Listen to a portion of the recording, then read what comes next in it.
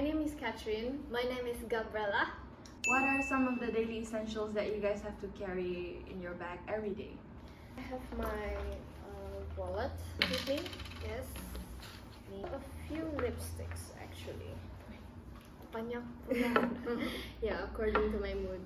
Okay, so this is my sanitizer.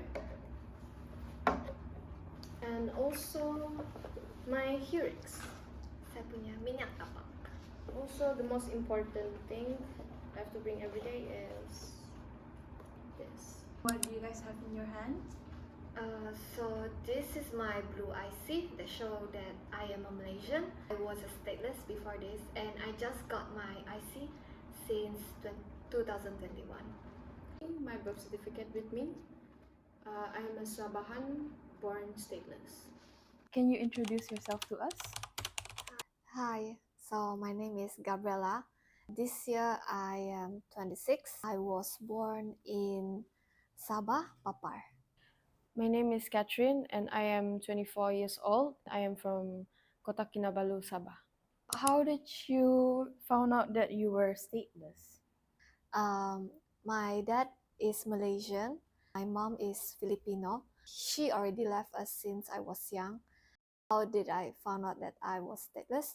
Basically, it's like every 12 years old lah kan mesti perlu apply IC.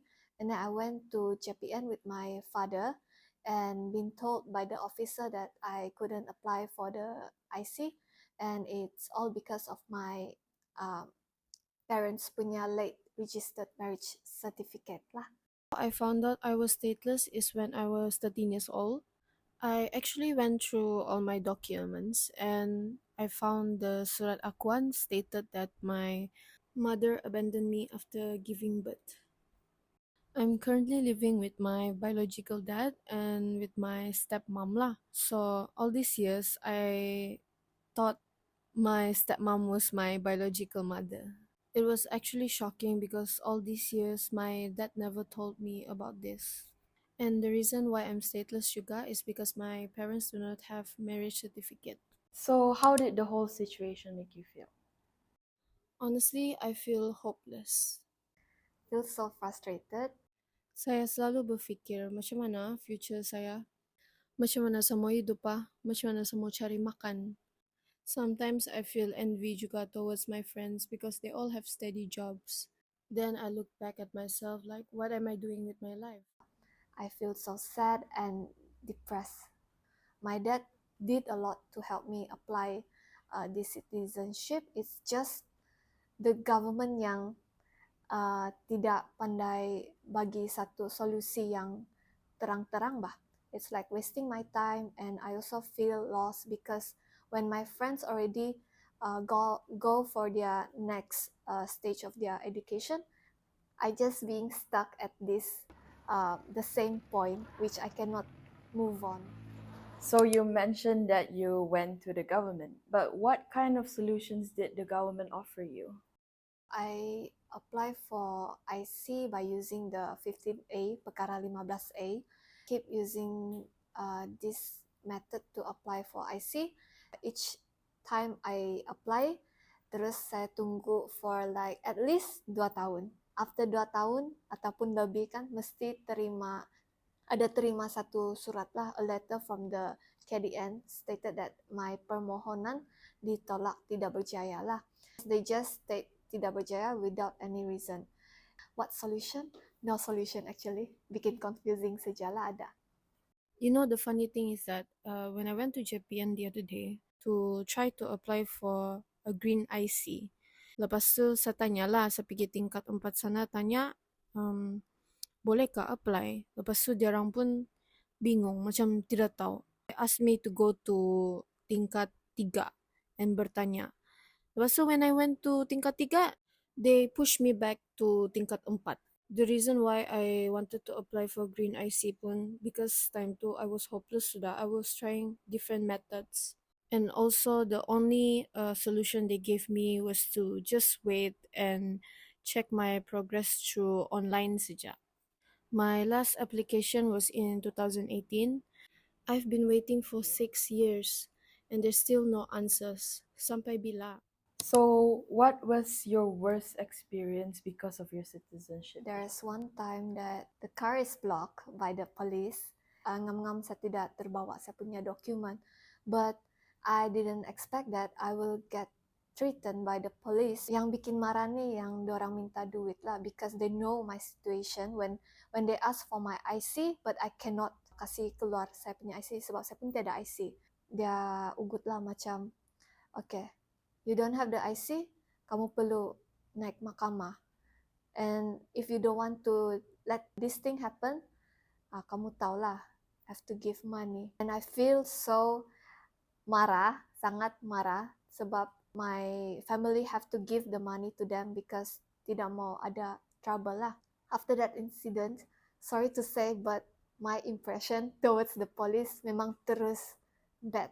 Not all the police like the one that I met, tapi itulah yang bikin saya takut, and I have to live in fear because of because I don't have the IC. The first time I went to JPN, the officer said like, oh sayang oh, like having this good result, but because of this citizenship problem, she probably like cannot have a good future lah. So that time, it's the my first trauma that I know my future is doomed. In 2018, I started my first job after graduating from high school. My first job was working as a waitress. Masa tu kalau tidak silap, it was end of the year lah I started working. Time tu kawan kerja saya tu dia kasih tahu lah ada immigration checking. So I keluar dari kedai and I disguise myself as a normal person lah yang jalan-jalan di mall. Tidak expect pula yang the immigration they would ask around and check for your identification. Masa tu pun saya sudah panik, saya takut sudah, and I didn't know what to do actually. I also have one friend that was working with me as well. She has the same situation as me juga. Masa tu kami dua-dua pun terpisah sudah time tu sebab dua-dua pun panik kan. And then dia duluan yang kena tangkap actually. I was on my way to the entrance already. Semua keluar sudah, tapi ngam-ngam dia pergi tunjuk saya dari jauh. Nah, terus apa lagi? Itu immigration officer pun macam tunjuk-tunjuk kami sudah, jadi saya pun macam tidak sempat mau melarikan diri. Bila kena tangkap tu, dia tanyalah mana documentation kau. Time tu pun saya bawa saya punya copy of my birth certificate saja. And then our phones were taken, and then kami kena angkut masuk dalam lori. Then we were taken to the JPN capital. Di sana kami kena tahan lah. Tempat yang kami kena tahan pun kami kena kasih masuk dalam jail begitu. And it was really small and we had to sit on the ground and either wait for someone to jamin you or you masuk to rumah merah. Lepas tu saya pun, time tu pun macam saya takut gila. Saya betul-betul takut yang saya takut kena masuk pergi rumah merah. Time tu banyak saya fikir. Tapi saya cuba untuk kuatkan semangat saya. And thank God I managed to contact my dad about it. And my dad yang jamin me out lah. Dapat yang mau jamin keluar tu sangat lama mau tunggu. And actually I was the first person to get out of there. It was actually a traumatizing event for me, and that was the first time I experienced that, and I never want to experience that again. How does your citizenship status affect you right now? After so many years, I got my citizenship when I was 23 years old in 2021. I can have my own bank account and health insurance sama urus benda lain with my own IC begitu. I feel grateful, but if you ask me if I'm happy or not, I just can say that if I can have back all those opportunities that saya memanglah pandai happy. Tapi saya sudah, in reality, I already miss all the opportunities. Saya rasa saya bertuala that I I got this IC, tapi ada yang saya tahu orang yang sudah lama apply this IC but belum berjaya. Saya pun rasa sakit hati, especially to those yang saya tahu banyak orang yang ada potential to do things that they can do bah. Saya pun boleh nampak bah, tapi because of this IC punya masalah, they cannot, memang stuck dalam tu orang punya kurungan saja. It affects me a lot, and honestly, I feel really lost and depressed. The fear of going out, you feel that you're not safe, and I have to live with that. And it's mentally and physically draining juga. Sebab kau tidak tahu future kau macam mana. Kau tidak dapat buat apa-apa bah. Kau tidak dapat kawin. You can't even have a stable income. You basically can't do anything. How am I going to survive? Takkanlah saya mau melarikan diri saya seumur hidup saya. I want my freedom. I want to move forward. And I want to claim my rights as a Malaysian citizen.